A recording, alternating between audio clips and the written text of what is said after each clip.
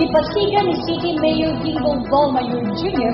ang suga sa Naputang Elementary School, Barangay Quezon sa gihibang switch-on ceremony nito Agosto 6 sa Initan. Ang maong proyekto nagbalor og 216,000 pesos gikan sa contingency 20% Development Fund ubos sa Resolution Number 13-117 Series of 2013.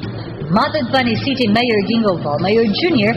nga ang pagtinambayayungay sa city government DepEd og sa mga ginikanan mo'y rason nga nahimo ang mga proyekto o kini mo'y mag-andam sa mga bata alang sa ilang maayong kaugmaon.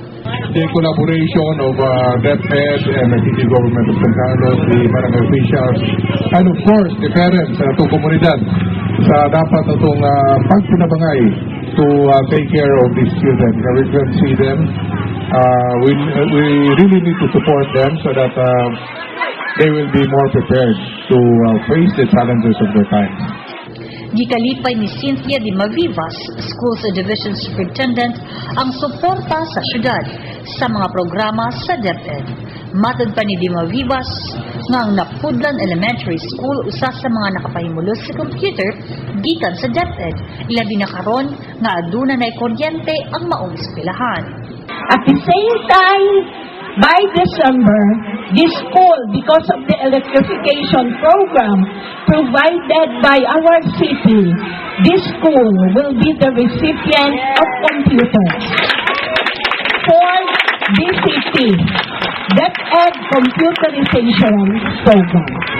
So, kung nag-computer ang atong counterpart nga kabataan sa city, maga-computer man ang atong kabataan sa Napudlan. And we are happy for that.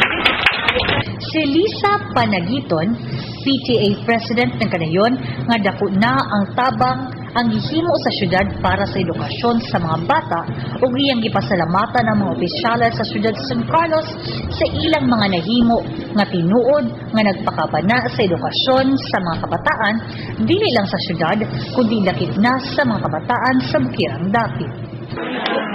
Aniya kita karon para saksihan ang atong switch-on ceremony ug angay nato kining pasalamatan nga sa dugay na natong gipangandoy ug karon natunga na.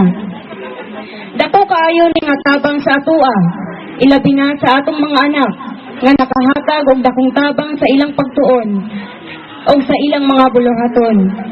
Bilang presidente sa PTA, ako kabong gi-welcome sa atoa karong seremonya nga atong pagasaksihan.